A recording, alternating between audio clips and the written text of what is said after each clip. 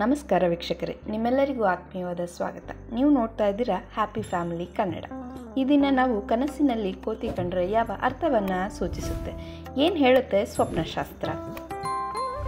ಒಂದು ವೇಳೆ ನೀವೇನಾದರೂ ಕನಸಿನಲ್ಲಿ ಕೋತಿಗೆ ಹಣ್ಣು ಕೊಡುತ್ತಿದ್ದಂತೆ ಅಥವಾ ಕೋತಿನೇ ಹಣ್ಣನ್ನು ತಿನ್ನುತ್ತಿದ್ದಂತೆ ಅಥವಾ ಬೇರೇನಾದರೂ ತಿನ್ನುತ್ತಿದ್ದಂತೆ ಕನಸು ಕಂಡರೆ ಈ ಕನಸು ಧನಲಾಭವನ್ನು ಸೂಚಿಸುತ್ತದೆ.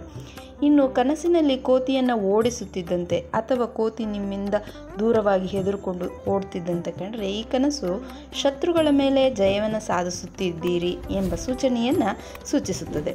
ಇನ್ನು ಕನಸಿನಲ್ಲಿ ಕೋತಿಗೆ ಏನಾದರೂ ತೊಂದರೆಯಾದಂತೆ ಅಥವಾ ನಿಮ್ಮಿಂದ ಏನಾದರೂ ಆಗಿರಬಹುದು ಅಥವಾ ಬೇರೆಯವರಿಂದ ಆಗಿರಬಹುದು, ಅದರಿಂದ ಸಾವು ನೋವುಗಳೇನಾದರೂ ಕಂಡರೆ ಈ ಕನಸು ಅಶುಭಕಾರಿ ಎಂದು ಹೇಳಲಾಗುತ್ತದೆ.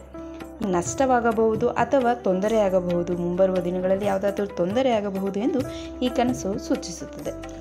ಇನ್ನು ನೀವೇನಾದರೂ ಕನಸಿನಲ್ಲಿ ಕೋತಿಗಳ ಗುಂಪು, ಕೋತಿಗಳು ಸಂತೋಷವಾಗಿ ಖುಷಿಯಾಗಿ ಇದ್ದಂತೆ ಕಂಡರೆ ಈ ಕನಸು ಅತ್ಯಂತ ಶುಭಕಾರಿ ಎಂದು ಹೇಳಲಾಗುತ್ತದೆ. ಮುಂಬರುವ ದಿನಗಳಲ್ಲಿ ಸಂತೋಷಕಾರಿ ವಿಚಾರ ಅಥವಾ ಸಂತೋಷಕರ ಘಟನೆಯನ್ನು ನೀವು ಕಾಣಲಿದ್ದೀರಿ ಎಂದು ಈ ಕನಸು ಸೂಚಿಸುತ್ತದೆ.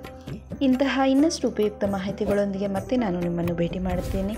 ಈ ಮಾಹಿತಿ ಇಷ್ಟವಾದಲ್ಲಿ ಲೈಕ್, ಶೇರ್, ಸಬ್ಸ್ಕ್ರೈಬ್ ಮಾಡುವುದನ್ನು ಮರೆಯಬೇಡಿ. ಧನ್ಯವಾದಗಳು.